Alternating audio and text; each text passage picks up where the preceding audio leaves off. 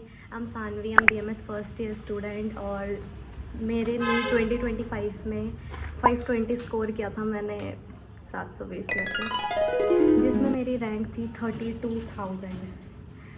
तो आप समझ सकते हो कि मैं एक क्वेश्चन 2 क्वेश्चन से रही हूँ केवल। तो जो मिस्टेक मैंने की है या फिर कुछ हो जाता है कि मतलब आप पेपर के अंदर वो चीज़ नहीं कर पाते, तो I think this video will be helpful for those student जो सोच रहे होंगे कि हमें क्या करना चाहिए। नीट में केवल 3 दिन बचे हैं, तो जो सोचेंगे हमें क्या करना चाहिए, क्या नहीं करना चाहिए, किस तरीके से करना चाहिए, क्या करना चाहिए। तो इस वीडियो के अंदर मैं वो 5 चीज़ें बताऊंगी जो आपको करनी है और वो 5 चीज़ें जो आपको एकदम अवॉइड करनी। तो इस वीडियो के अंदर हमारे पास 5 डूज़ होंगे और 5 डोंट्स होंगे। सबसे पहला पॉइंट आपके पास में आएगा, NCERT को थोरोली पूरा रिवाइज़ करना है, ठीक है।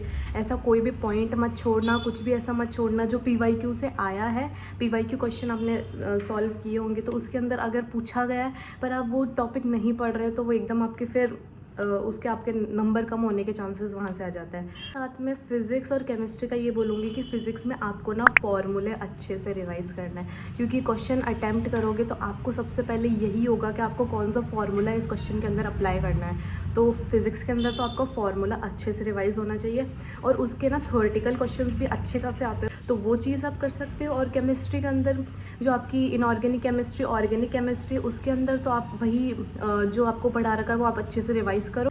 और जो आपके पास फिजिकल केमिस्ट्री है उसके भी आपके पास काफ़ी फार्मूले होते हैं, उसके पास भी आपके थ्योरेटिकल पोर्शन काफ़ी होता है, तो वो चीज़ भी आप अच्छे से रिवाइज़ करो। दूसरा पॉइंट आपके पास में आता है कि जो भी आप PYQs अभी दे रहे हो, क्योंकि यही टाइम होता है आपके पास, जितने PYQ होते हैं उतने सॉल्व करो। और जो भी PYQ में आपकी जो भी क्वेश्चंस गलत हो रहे हैं उन क्वेश्चंस को ज़रूर देखो, क्योंकि अगर वो आप 1 या 2 क्वेश्चन अगर आप छोड़ दोगे और अगर वही क्वेश्चन में आ गया तो आपके वही 10 नंबर 15 नंबर सीधा चले जाएंगे, इवन वो नेगेटिव में भी जा सकते हैं। तो इस वजह से जो भी आप PYQ सॉल्व कर रहे हो उसके जो भी आपकी मिस्टेक हो रही है उसको आप अच्छे से एकदम क्लियर करो।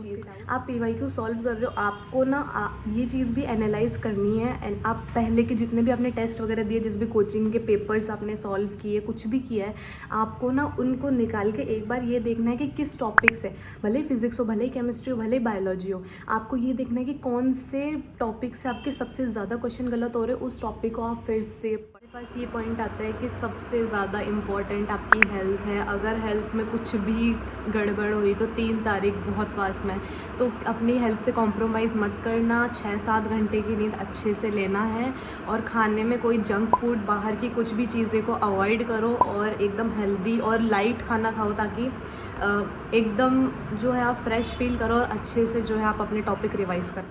इम्पॉर्टेंट चीज़ ये है कि आप खुद के ऊपर ना कॉन्फिडेंस रखो। चाहे आप मॉक टेस्ट सॉल्व करने जाओ, चाहे आप PYQ सॉल्व करने जाओ, चाहे आप नीट का पेपर दे रहे हो, खुद के ऊपर ना कॉन्फिडेंस रखना सबसे ज़्यादा इम्पॉर्टेंट है। और दूसरे से कंपेयर करने की आपको कोई भी ज़रूरत नहीं है। अभी चाहे कितने भी लोग अच्छा परफॉर्म कर रहे हो या ना कर रहे हो, आपको उनसे कोई मतलब नहीं है। आपको अपना देखना है, आपका रिजल्ट क्या और आप कितने बेटर हो गए हो पहले से और आप कितना बेटर करने वाले हो नीट के एग्जाम। आती है डोंट्स में आपको सबसे पहला पॉइंट ये याद रखना है कि जो टॉपिक ना आपने पढ़ लिया है वो आपको अच्छे से रिवाइज़ करना, और जो टॉपिक आपने नहीं पढ़ा या नहीं छुआ उसको आपको नहीं करना है।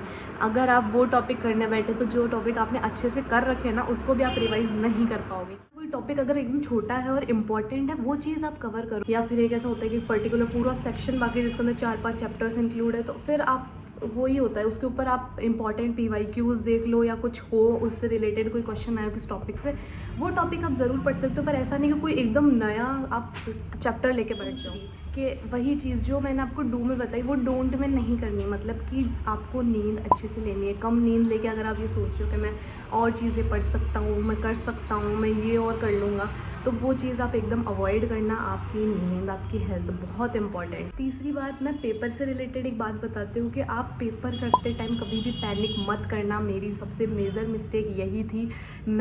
मैं आज भी उस चीज़ का रिग्रेट है मुझे कि 5 या 7 नंबर जो मेरे आ सकते थे, 1-2 क्वेश्चन सही हो सकते थे, वो मैंने गलत इसी चक्कर में किए कि मैं वहाँ पे जाके ना पैनिक हो गई। 1 क्वेश्चन नहीं आ रहा, 2 क्वेश्चन नहीं आ रहे, फिर वो ना मैं छोड़ती गई तो मैं पैनिक हो गई। आपको ना एकदम वहाँ पे ना ऐसे अच्छे से सांस लो, डीप ब्रेथ करो और अच्छे से जो आपको क्वेश्चन आए ना उसको अटैम्प्ट करो पहले, और ये मत देखो कि मुझे कितने आ रहे कितने नहीं आ रहे हैं। जो आ रहे हैं उसको शांति से आप सॉल्व करो। चौथी चीज़ कि आपको ऐसे नहीं करना कि ये भी पढ़ लेता हूँ, वो भी कर लेता हूँ, ये भी रिवाइज़ कर लेता हूँ, वो भी रिवाइज़ कर लेता हूँ। आपको एक टाइम पे एक ही कुछ टॉपिक लेके बैठना है। वो रिवाइज़ करने के बाद थोड़ा सा ब्रेक लेना है, 3-4 मिनट का, 5 मिनट का गैप लो, खुद को फिर से मोटिवेट करो और फिर से पढ़ने के लिए बैठो। और यही सबसे मेन इम्पॉर्टेंट टाइम है आपका। इसके बाद में आपको ऐसा होना चाहिए कि 3 तारीख के बाद में मैं एकदम फ्री हूँ। जो भी मिस्टेक आपकी, लास्ट में मैं यही कहूँगी, जो भी मिस्टेक आपकी हो रही है आपके PYQs में, आपको जो भी टॉपिक आप बार बार भूल रहे हो और आपको पता है वो चीज़, फिर भी आप उसको नेगलेक्ट कर रहे हो, तो उस चीज़ को आप नेगलेक्ट मत करना। लास्ट में मेरा ना यही एक मोटिव है कि अगर ये वीडियो 10 लोगों के पास में भी जा रही है और वो 10 लोग भी अगर ये देख के ना वो चीज़ को अप्लाई करने की कोशिश करते हैं, तो I will be very grateful to you all. और अगर थोड़ी सी भी कोई कन्फ्यूजन हो या कुछ भी आपके दिमाग में सवाल हो, तो आप आराम से मुझसे पूछ सकते हैं। और थैंक यू फॉर वॉचिंग, और I am wishing you all the very best for your NEET examination. सब अच्छा करोगे और देखो, ज़्यादा लोड नहीं लेना, सब कुछ अच्छा ही होगा।